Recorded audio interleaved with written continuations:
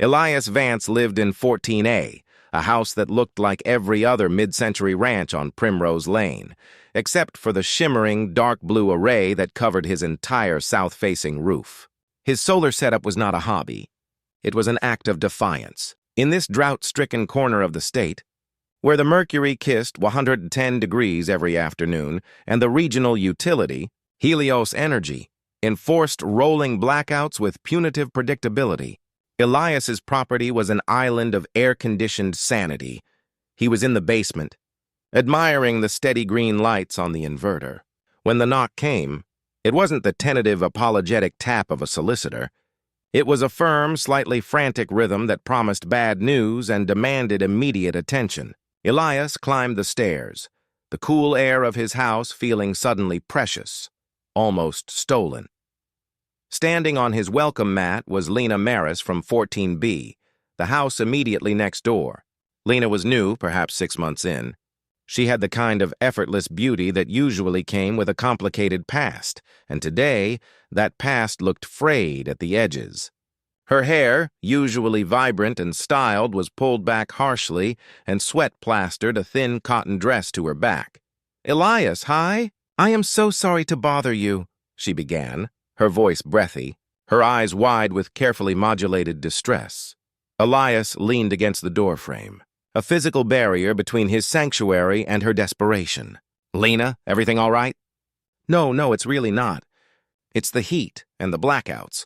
You know they hit us hard today.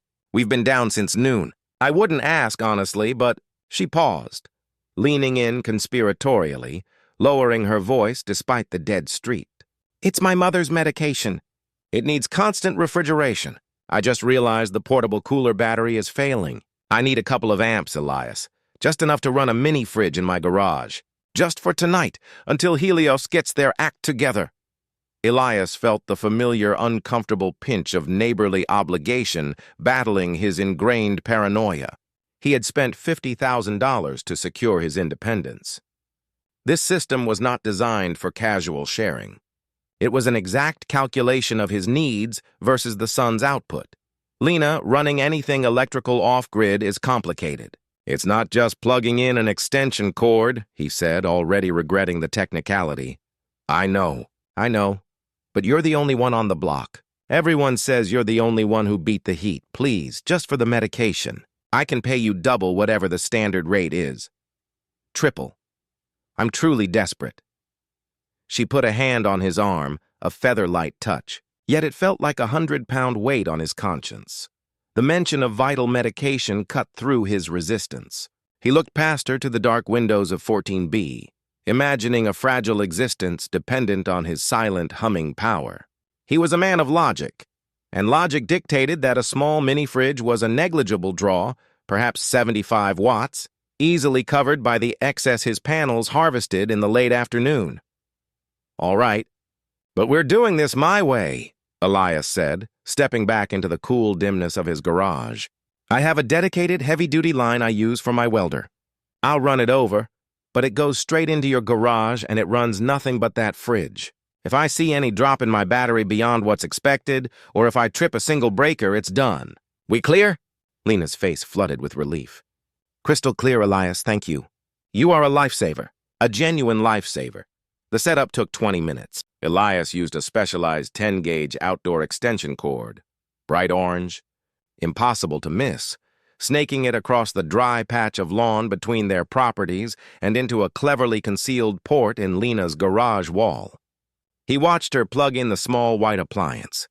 The dedicated monitor in his basement registered the familiar low-grade hum of a compressor kicking on. His anxiety eased slightly. It was a minimal draw. A few hours of this would be fine. The next morning, the heat returned with vicious intensity. Elias sat at his breakfast table, enjoying the silence of the blackout. The air conditioning purred gently. He pulled up the system diagnostics on his tablet. The solar yield was excellent, but the battery bank, the heart of his independence, was not recharging as quickly as it should have. He toggled to the consumption tab and froze.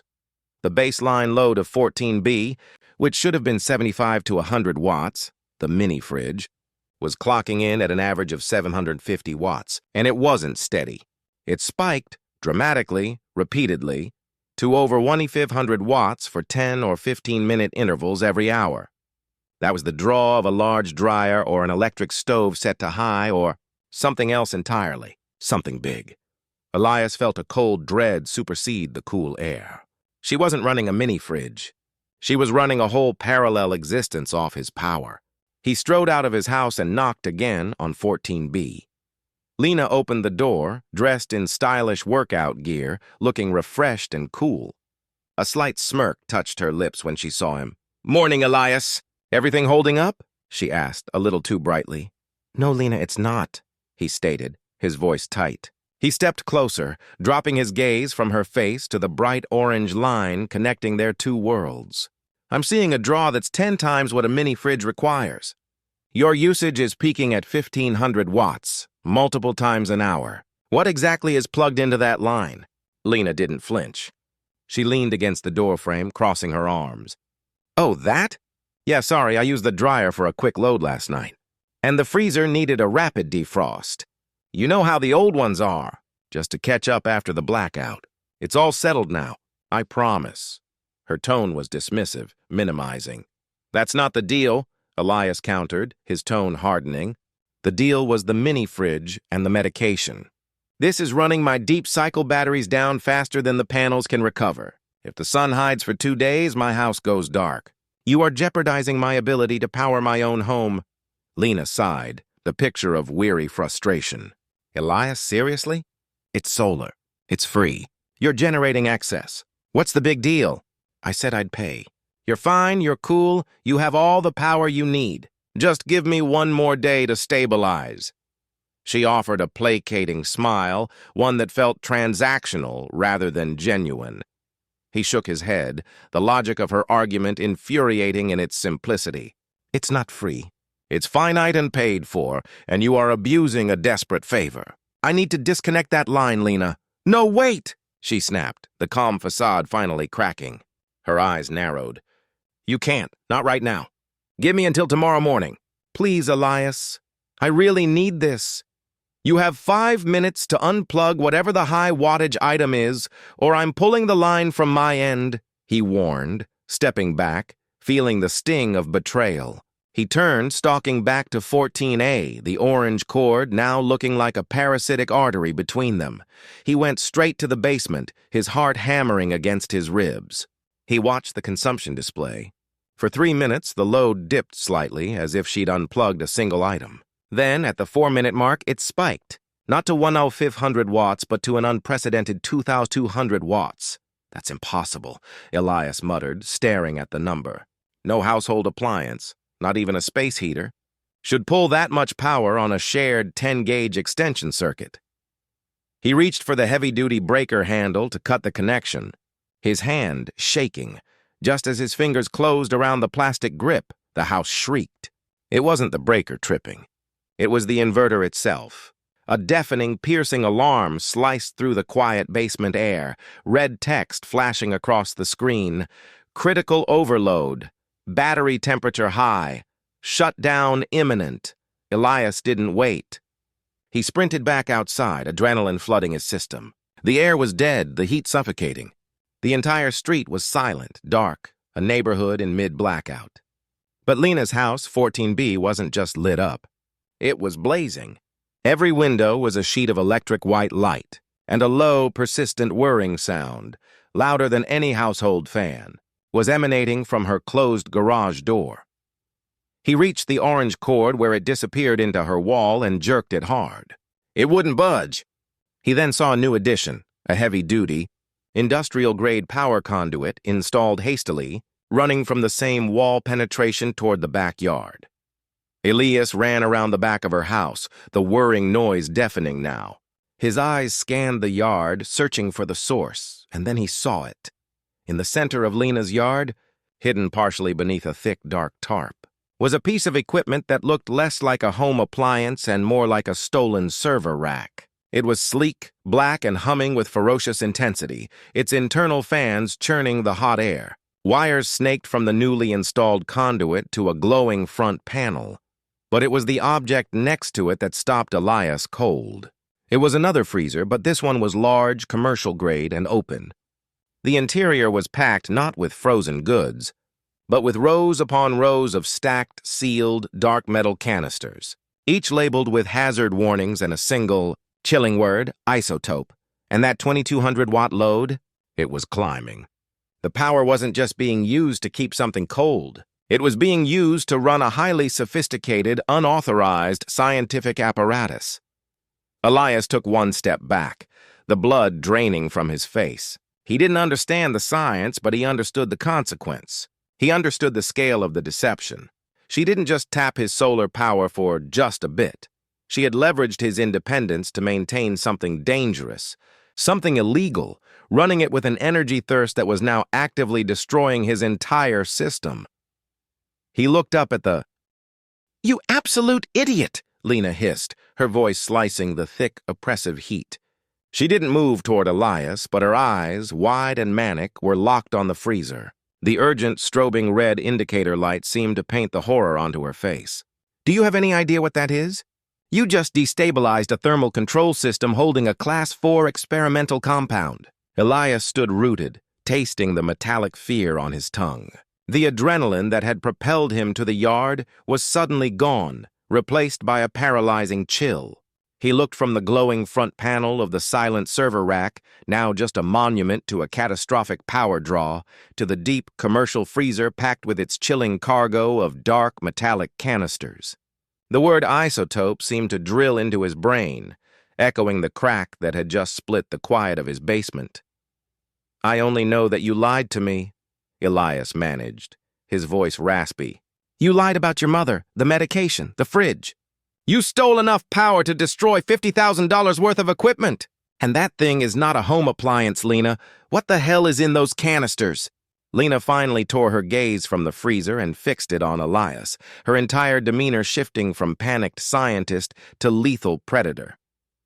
She took 3 slow steps toward him, eliminating the small space between them. "You want the truth? Fine," she breathed, her face inches from his, the scent of sweat and expensive perfume an incongruous mix. "The truth is, your little off-grid paradise was the only stable power source within a mile of a decommissioned government research node. The truth is, I'm trying to finish what my team started, a scalable zero-emission energy source. And those canisters hold a synthesized radioisotope, an accumulator, that needs to be maintained below 0 Kelvin until the stabilization cycle is complete. You cut the power 5 minutes before that cycle finished. That compound is now actively warming Elias." He felt a cold wave wash over him despite the 110-degree heat. "Warming? What happens when it warms?" Lena gave him a look of pure devastating pity. "At this ambient temperature? A localized thermal runaway. Best case? An explosion that wipes out 3 city blocks and forces a hazardous material evacuation for a week. Worst case? A massive release of gamma radiation that sterilizes this entire zip code." She pointed a trembling finger at the pulsing red light. "See that? That light means the internal core temperature has passed the safety threshold. We have less than 90 minutes before it breaches the critical vaporization point. You have to fix it." Elias shook his head, stumbling back. "No, I'm calling the authorities. The fire department, the hazmat team, whoever deals with this kind of illegal..."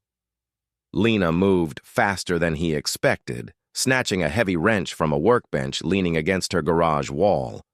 She didn't swing it. She simply held it, the weight and purpose of the tool a chilling symbol of her desperation. "No, you are not," she stated, her voice dangerously calm. "You call anyone, and 2 things happen. 1, they don't believe you until the smoke is clearing, wasting 20 minutes. 2, they show up, and the first thing they do is isolate the area and cut all power, including yours. If they do that, we lose another 30 minutes. 90 minutes, Elias.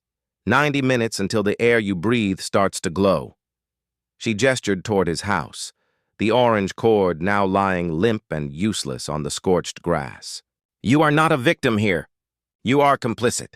That power cord, that physical, undeniable link between my illegal operation and your independent system makes you an accessory. If this thing blows, the authorities will spend their resources finding out whose solar power was being siphoned to run the world's most dangerous home experiment.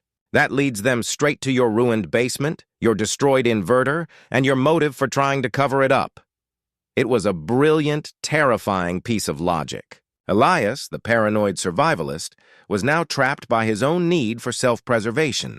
Calling the police meant confessing to a devastating compromise of his infrastructure and possibly inviting a lethal consequence from the isotope. "So what's the plan, Lena?" Elias asked, his voice low, his mind racing for a third option. "The plan is containment. We don't need the whole grid. We just need enough current, stable, clean DC current, to override the thermal lock and re-engage the coolant pump. Your panels are still generating, aren't they?" Elias instinctively looked at his roof. The dark blue panels, silent and stoic, were bathing in the intense afternoon sun. They were generating power, but that power was useless without the inverter to condition it for AC appliances or the battery bank to store it. "My inverter is gone," he said, feeling the bitterness of the word. "It's cooked. Overloaded by your massive draw. The batteries might have survived, but I can't access them without the inverter. And they won't last long running 2,200 watts. "Forget the batteries," Lena commanded, dropping the wrench with a clatter that made both of them jump. "Forget AC. The accumulator's cooling pump runs on high-voltage DC directly from the source. It's what allowed me to run it off your solar DC bus in the first place. You have a direct DC line from the panels to your basement, right? Bypass the inverter. We need to divert every single raw watt those panels are producing right now directly into that freezer." Elias stared at her, horrified. "That's incredibly dangerous. It's unconditioned power, high voltage. It'll fry the cooling pump circuits." "It's a risk we have to take," Lena snapped, pointing to the freezer's digital screen, which now showed the temperature climbing rapidly. "A 100 bars, a circ, a text KT. Now the AT, circuit and text key dialed. The alternative is vaporization. You designed that system, Elias.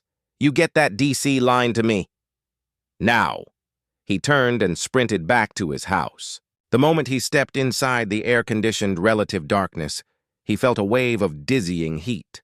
The AC was still running, but weakly, straining on the rapidly depleting remains of the batteries. He descended into the basement. The air was thick with the acrid, metallic smell of burnt electronics. The inverter, a hulking gray box that had represented his security, was ruined. A hairline crack ran down its main display panel, and smoke, wispy but persistent, curled from its ventilation slots. Elias approached the main solar input terminals. This was the raw, unadulterated power straight from the roof. He located the heavy-gauge wires leading into the dead inverter and pulled out a small, specialized toolkit he used only for maintenance. His hands, though shaking, worked on instinct. He had to isolate the raw DC feed and splice in a temporary output, a desperate custom jumper cable that would run the full, unregulated power to Lena's pump. It was a terrifying hack, a violation of every electrical safety standard he lived by. He worked for 10 minutes, the rising temperature in the basement making the metallic smell unbearable. He connected the heavy wires to a reinforced clip, ready to run a new temporary line out. He glanced up at the small LED indicator on his battery bank. It was down to 40%. Without the inverter, the cooling unit for the batteries themselves was failing. His whole system was dying, consumed by her lie. "Elias, time!" Lena's shout echoed from the backyard, strained and desperate. He grabbed the newly rigged line, a thick black temporary umbilical cord, and ran it back outside. Lena was standing over the server rack, her face pale, the sweat turning her skin pasty. The temperature display on the freezer now read at 75 circ in text, $, and a faint rhythmic hissing sound had begun to emanate from within the rows of canisters. "It's here." "It's raw power," Elias said, panting. "I need to know exactly where this connects." "The auxiliary port on the server rack." "That's the dedicated cooling override line," she directed, pointing to a specialized, color-coded port on the black server rack. Elias crawled under the tarp, fumbling with the heavy clips, his fingers slick with sweat. He looked up at the main console of the server rack, catching a glimpse of the project name flashing momentarily across the defunct screen, Project Chimera. He secured the connection. The moment the copper clips made contact, a violent, high-pitched whine erupted from the server rack. A bright blue-white arc of electricity flashed for a frightening second before the cooling pump, receiving the full, unregulated force of the sun, roared back to life. Lena let out a choked sound of relief. She stumbled back, collapsing against the garage door, watching the freezer screen. The climbing temperature hesitated, flickered, and then slowly, agonizingly, began to tick backward. 74, circumtext, high. 76. Circumtext, call, they had bought time. Elias pushed himself up, wiping grime from his forehead. It's running, but it's running on a timer. The second the sun drops, that system fails again. And I can't hold that line indefinitely. It's going to melt the cable sheathing. Now you're coming with me. We call the police. And you explain exactly what that isotope is, who you are, and how we are going to safely contain it. Lena stood up, brushing dirt from her clothes. The moment of shared terror replaced by a chilling resurgence of calculation. She had what she needed, a desperate, powerful tap on an unstable energy source. No, Elias, she said, her voice dropping to a decisive whisper. I am going to stabilize this compound. You are going to stay right here and babysit that line until I'm done. He took a step toward her, intending to grab her phone, to physically force her to face the consequences. But she was already moving, sidling past him toward the entrance of his own home. Where do you think you're going? He demanded. The basement was rapidly transforming into an oven. The heavy steel bar that Lena had slammed across the door frame was an impenetrable cage, a monument to her betrayal. Smoke still issued from the ruined inverter, a sickly metallic incense that caught in Elias's throat. Trapped with the most valuable assets of his life, the battery bank, he was now Lena's forced mechanic, maintaining a life support system for a ticking, radioactive bomb in the adjacent yard. Elias's immediate priority wasn't escape. It was survival. The red light on the auxiliary battery monitoring unit confirmed his fear, 38%. The battery cooling system, which relied on the inverter, had been offline since the catastrophic overload. If the lithium chemistry overheated, the batteries themselves would vent, releasing toxic gases and rendering the basement uninhabitable. He had to cool them. He scanned the crowded shelves of his maintenance bay, his eyes darting past fuses, wire spools, and redundant circuit boards. His hands moved on their own, guided by years of preparation. He found a small, high CFM, cubic feet per minute, DC ventilation fan, meant for supplementary cabinet cooling, along with a few feet of low-gauge wire. In a frenzy of desperate focus, he stripped the wire ends with his teeth and spliced the fan directly into the battery terminal's low-voltage accessory port. The fan roared to life, a high-pitched, satisfying whine, directing a blast of slightly cooler air directly onto the overheated battery casing. The cooling was minimal, a pathetic gesture against the ambient heat. But it bought him maybe an extra hour. Now, the main problem, the raw DC feed. The thick, black temporary line he had rigged was humming loudly, and the insulation near the clip-in point was starting to soften under the strain of the direct, unregulated solar current. He couldn't hold the line indefinitely. He needed to regulate the power flow without an inverter. Elias located a heavy-duty manual disconnect switch. A giant, industrial lever meant to completely isolate the solar array during maintenance, and, with careful practiced movements, he began integrating it into the rigged DC line. The goal was to throttle the power, to create deliberate tiny gaps in the flow, preventing the catastrophic thermal overload of the cooling pump while keeping the isotope temperature on its slow downward trajectory. It was a technical dance with a margin of error measured in millivolts. As he worked, a distant sound echoed down the stairwell.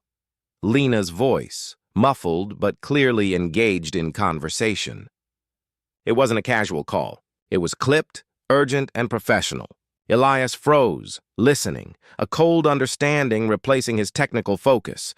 The thermal profile is stabilizing at 72 Kelvin. I am using the Vance system bypass. The unregulated DC flow is highly unstable, but providing sufficient current. I need the telemetry confirmed, Lena said, her voice strained. There was a pause, presumably an answer from the other end of his stolen tablet.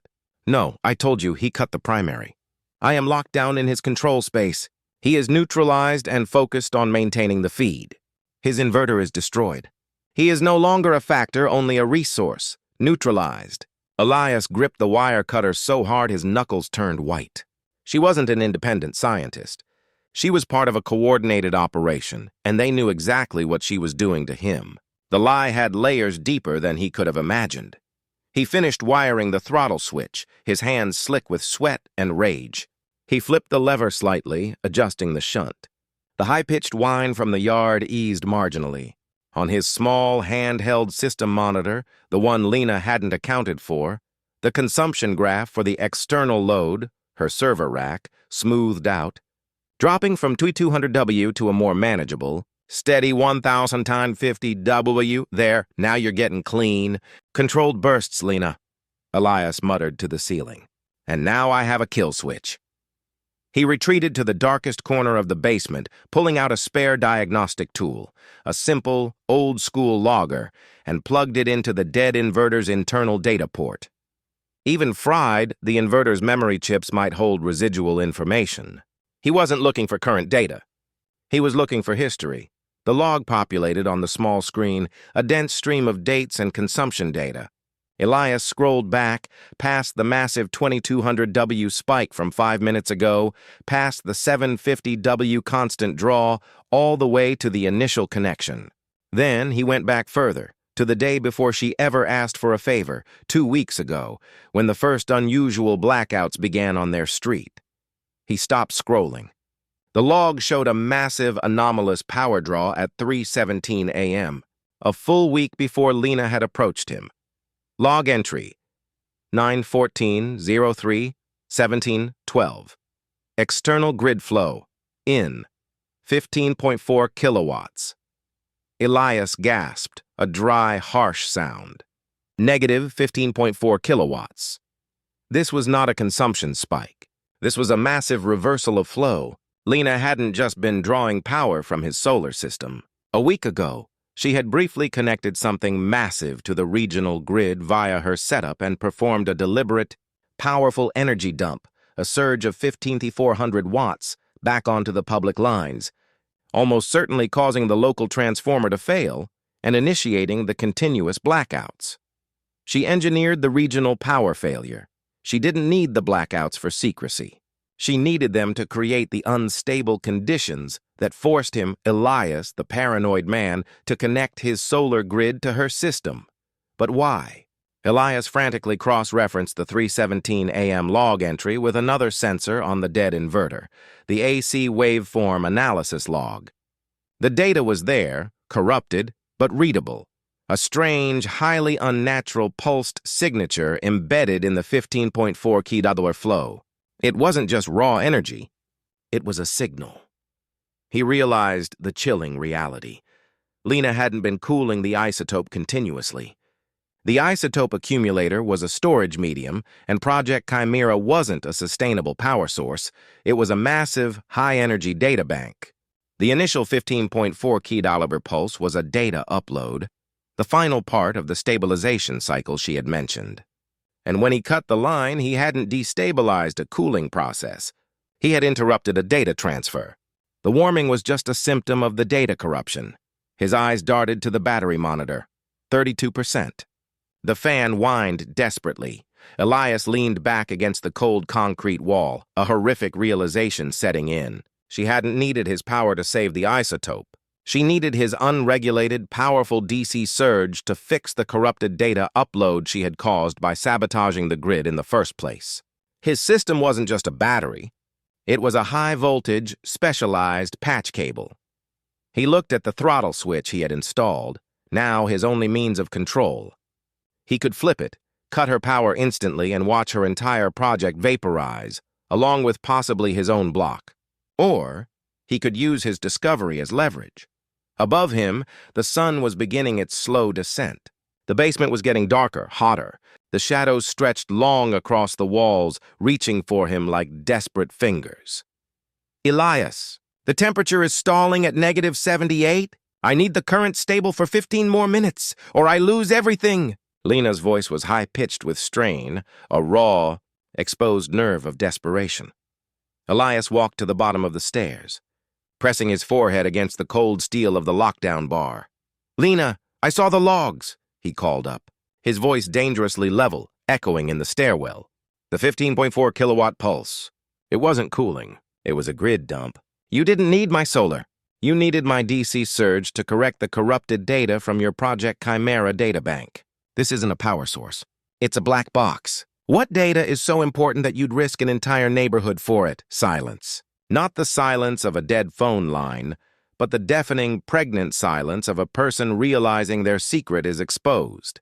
Then a harsh, metallic clang sounded from his kitchen above. It wasn't Lena. It was the sound of a heavy professional boot landing on his tile floor.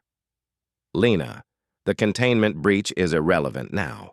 The asset is compromised. We are proceeding with immediate extraction and termination of the local node." Elias heard the words clearly. He looked down at the DC throttle switch. He now knew what he was fighting over, and he knew Lena wasn't the top of the food chain. He had seconds before they came for her, and for him, the only one who could provide the power.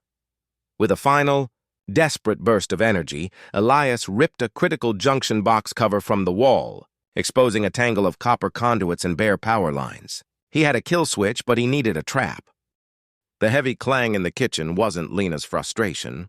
It was the decisive arrival of expertise, violence, and authority. Elias stared at the exposed junction box in the basement wall, his fingers already tracing the paths of the copper conduits. The air in the stairwell above him crackled with tension, not just electrical, but existential. He heard a low, gravelly male voice. "Report, Maris. What is the status of the accumulator?" Lena's reply was frantic, lacking the cold certainty she had used minutes before. "The thermal profile is stable, Sector Chief, but the power feed is compromised. He locked himself down here and is manually throttling the flow. I need 5 minutes to complete the transfer. Transfer is scrubbed. The asset is too compromised. We confirmed the unauthorized grid dump 2 weeks ago. You initiated Chimera's activation protocol prematurely, risking the entire package. Termination is now standard operating procedure." A sound of struggle followed, a grunt, a sharp slap, and a muffled thud. Lena was silenced. Elias knew he had seconds before the sector chief found a way past the barricaded door. He didn't have a weapon, only physics. His basement was a fortress of wires and conduits, and he was the only one who understood the blueprint. He seized the heavy-gauge wires he had spliced to run the temporary DC line to the isotope cooler. They were currently carrying the raw, high-voltage current from the rooftop panels. He had to assume the sector chief would try to cut power at the source, the main utility feed, or use a demolition charge to breach the door. Elias worked with the speed of pure terror, ignoring the sweat that stung his eyes and the rising temperature of his batteries. He took a short length of low-gauge wire, the kind used for doorbell circuits, and quickly stripped both ends. He tied one end to the live, raw, positive DC input running straight from the solar panels. The other end, he threaded it through a tiny access hole and down into the main AC house conduit, splicing it directly into the ground wire of the junction box for the overhead basement light. It was a suicide connection. High-voltage DC meeting the entire AC house ground. The moment the circuit closed, it wouldn't just trip a breaker. It would violently short out every single ground fault interrupter, GFI, and surge protector in the house, throwing massive, non-lethal high-amperage surges into any connected line and creating a blinding, deafening arc flash. He positioned the heavy manual throttle lever, his kill switch, right above the newly rigged trap. A deep thud sounded directly above the steel door. The sector chief was testing the lock. Elias waited, his hand hovering over the lever. "Lena was right about one thing, Sector Chief," he yelled up the stairs, his voice ringing with forced bravado. "This power is unstable, and I'm the only throttle left. Unlock the door, Vance. The isotope is secondary to the payload. We need the raw data. You will be compensated for your cooperation."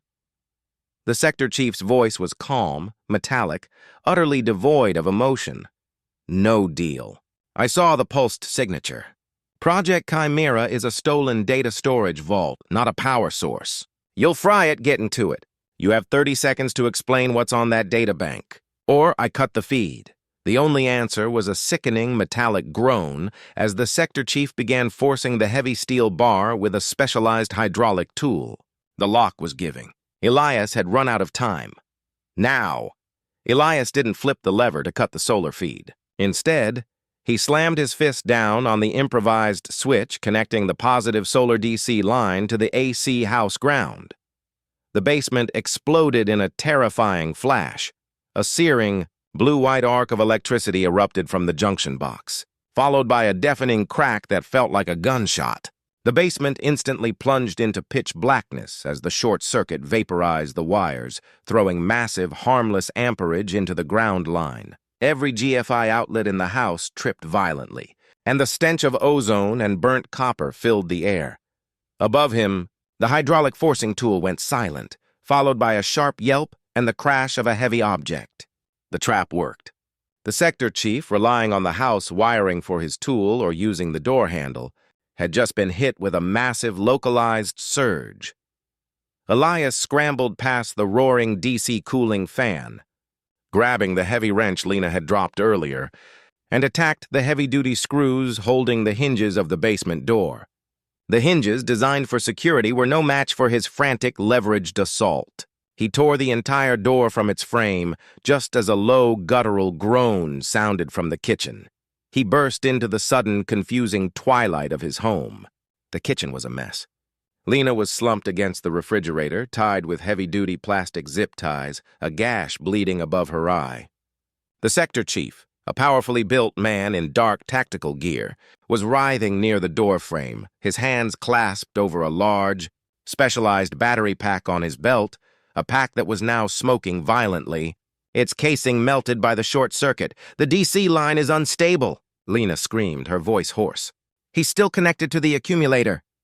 The sector chief saw Elias and, despite his injury, lunged. Elias dodged, driving the wrench into the exposed, smoking battery pack on the man's belt. The pack exploded in a small, contained burst of sparks and smoke. The sector chief collapsed, temporarily incapacitated. Elias ran past them and into the backyard, his eyes fixed on the isotope freezer. The sky had turned a deep, ominous orange.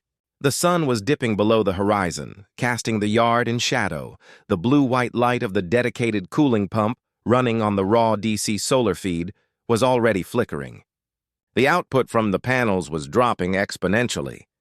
He reached the server rack just as the main console on the freezer flashed the dreaded final warning. Solar feed lost. Cooling pump failure. The temperature, which had stabilized at 78 to circa and text $, now began to climb with shocking speed. Was 70 shouto circa wa text cow. 65 vidifani circa text cup. Lena staggered into the yard, dragging the sector chief's discarded weapon, a high-powered stun rifle. She pointed it not at Elias, but at the freezer. It's over, Elias. We lose the sun, we lose the data, and then we lose the block. You have to transfer the load back. Use the batteries. My batteries are too hot and too low. The inverter is fried, Elias yelled back. There is no power left. There is one more source, Lena shrieked, tears of desperation tracking through the grime on her cheeks. The sector chief's pack. He was carrying an auxiliary power unit for the transfer. It's a clean DC source, enough for the final phase. Get it. Elias looked back at the stunned sector chief, then at the rifle-wielding Lena, and finally at the freezer. Por $50 sur context $K. Critical breach in 3 minutes. He sprinted back toward the sector chief. The man, though dazed, was reaching for a small metallic object on the ground, a remote detonator. Elias kicked it away just as he grabbed the heavy, still smoking auxiliary power pack off the ground. He ran back to the server rack, tearing the primary DC input line out of the specialized port, and jammed the 2 main wires from the sector chief's power pack into the cooling override port. The cooling pump roared back to life, strong and steady, fueled by the clean, powerful DC current. The freezer temperature stabilized and started dropping. 55, circ, on text, gas. It's stable! It's working!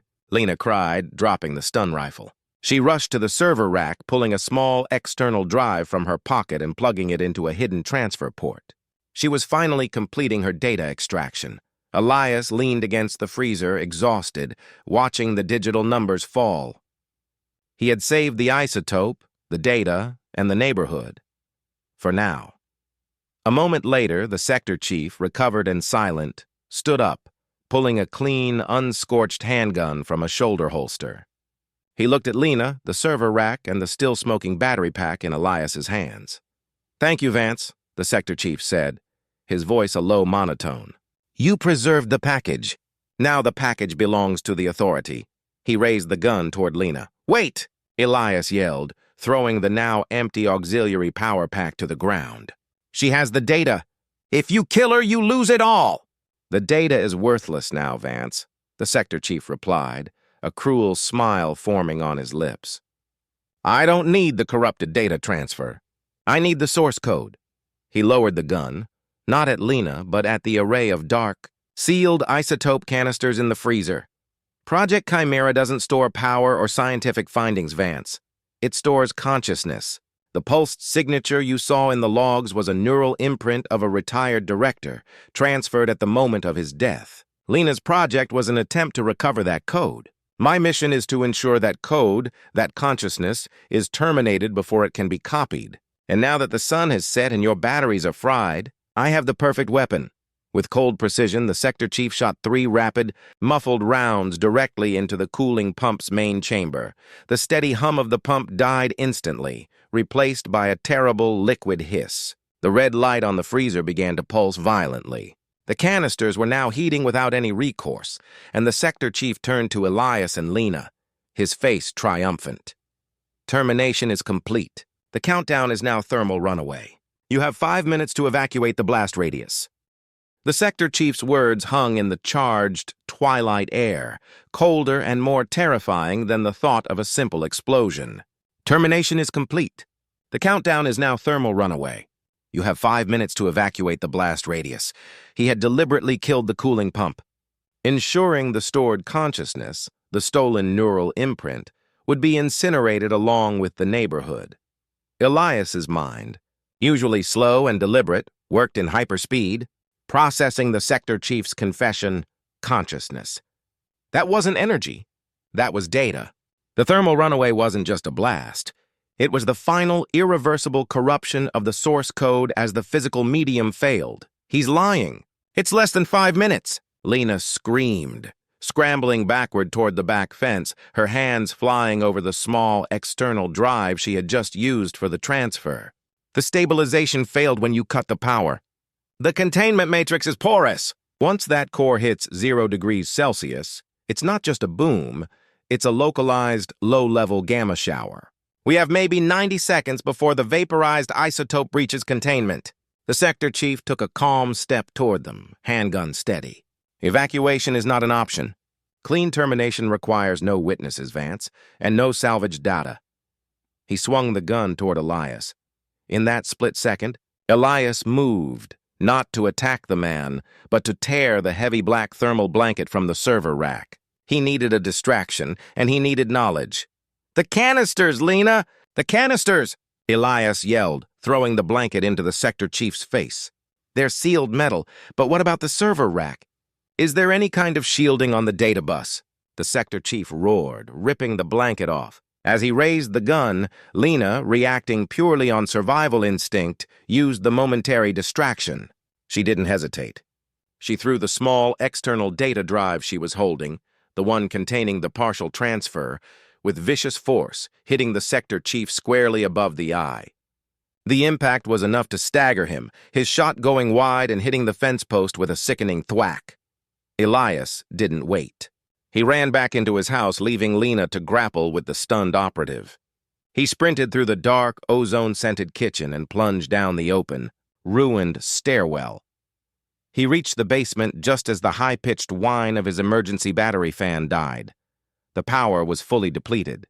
Silence descended, heavy and absolute. The small red light on the battery bank, his last tie to independence, winked out. 2%. The battery casing itself was now hot to the touch, rapidly swelling with uncontrolled internal pressure. He grabbed his largest pair of industrial cable cutters. He didn't need power to cool. He needed power to destroy. He knew the isotope was secured in magnetically shielded canisters. A chemical explosion might be contained, but the data, the neural imprint, the consciousness, was stored magnetically within the medium itself, vulnerable to a single massive electromagnetic pulse, EMP. The perfect EMP source? An overheated, dying lithium-ion battery bank short-circuited across a conductor. The resulting thermal runaway and subsequent rapid discharge would generate a blinding surge of magnetic energy. He reached the main battery bank. The heavy cables connecting the terminals were still intact. He cut the main positive and negative lines, stripping them bare, the copper glinting in the dark. He needed a massive target area. He heard muffled shouts from the yard. Lena was still fighting. Elias raced back outside, the heavy bare battery cables in his hands. The air smelled thick and chemical. The freezer temperature read Taus 10, circumtext as C, 0 degrees Celsius was the vaporization point. Lena was grappling with the sector chief, both rolling on the dry, scorched earth. The chief had recovered and was trying to crush the hand holding her transfer drive. "The rack, Elias! The rack has copper grounding plates!" Lena screamed, seeing the cables in his hands and understanding his insane intent. "You have to hit the main server bus. You need the full magnetic surge." The sector chief saw the cables and the intent on Elias's face. His eyes went wide with realization, the silent, emotionless man finally showing fear. "No, you'll destroy the source code." "You'll corrupt it!" Elias ignored him. He lunged toward the dead server rack, the final destination of Project Chimera. He jammed the two bare copper cables, the positive and negative feeds from his entire fried solar battery, bank, against the massive copper grounding plates of the server. Rack contact. The result was instantaneous and cataclysmic. The connection point erupted in a blinding, violet arc, far more violent than the earlier short circuit. A massive, resonant whoom shook the ground as the hundreds of pounds of dying lithium batteries released their entire stored energy in one catastrophic magnetic surge. The sound wasn't an explosion. It was the sharp, violent crackle of pure, unbridled electromagnetic force. The server rack shrieked, a high, unnatural sound like tearing metal, and every single digital screen on the rack and the freezer instantly went dark. Then the physical components failed. The freezer door flew open, the sudden internal pressure releasing a plume of sterile, freezing vapor. But the canisters remained intact, inert. The EMP had done its work. The integrity of the canisters was secondary. The magnetic surge had wiped the storage medium, the data bank, the consciousness, clean. The sector chief stood motionless, staring at the ruined equipment. His mission failed. His face was a mask of cold, total defeat. "It's gone," he whispered, his voice broken. "The code." "It's terminated." Lena, panting, kicked the stun rifle she had been fighting for back toward Elias. "Check the canisters. Did the EMP stabilize the chemical reaction?" Elias, deafened and shaking, approached the open freezer. The metallic hiss had stopped. The canisters, which had been pulsing red, were now just dark, cold metal, radiating the intense chill of their failure. The rapid, uncontrolled thermal runaway had been violently interrupted by the magnetic chaos. The danger was averted. The silence that followed was broken only by the rapid, rhythmic thump-thump of an approaching helicopter, its searchlight already sweeping the dead neighborhood. The sector chief, realizing the gravity of his failure and the imminent arrival of external authority, made a final desperate move. He lunged, not for the gun or Elias, but for a hidden compartment in the server rack. He pulled out a small metallic flash drive, slamming it into a hidden port on his tactical gear. "The authority always keeps a backup," he hissed, backing away toward the perimeter fence. "You may have destroyed the source, Vance, but the final, corrupted transfer is still active." He scaled the fence and disappeared into the night, just as the helicopter light found Elias and Lena standing over the smoking ruins of Project Chimera. An hour later, as the sirens faded and the scene was cordoned off by federal agents, Elias sat on his porch watching the chaos. His house was a wreck, the basement gutted, his independence shattered. Lena was being led away in handcuffs, the small external drive clutched tightly in her hand, trading the information for a deal. Elias was a ruin, but he was safe. He looked at his fried home, his ruined solar array, the very system of self-reliance that had been exploited and then sacrificed. He had built his world to keep the grid out, and in the end, the only way to save that world was to destroy his system completely, turning its desperate energy into a single, massive, life-saving pulse. As the agents led Lena past him, she looked at him, not with malice, but with a strange, dark knowing. She raised the external drive slightly, nodding. "You broke the code, Elias," she whispered. "But you can't contain the transfer." Elias watched her go. He looked at the wreckage. Then he looked at his hand, still slick with grime and battery acid. He reached into his pocket and pulled out his small handheld diagnostic tool, the logger he had used in the basement. The memory was corrupted, the screen flickering red and green. But one final entry had been logged right as the EMP struck Elog. Entry 0921-1958-34. External grid flow out 0.0001 kilowatts. Pulse signature detected. Message: Vance, thank you. You have the key now.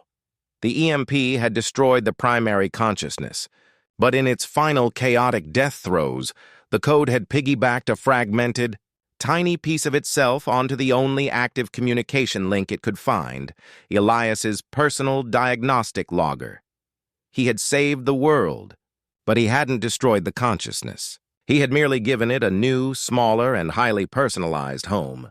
The data was now in his hand, a digital parasite feeding on the memory of his ruined independence. Elias Vance, the man who wanted to be truly off-grid, was now carrying the most dangerous secret in the world, stored on a broken machine that only he knew how to read. The real fight had just begun.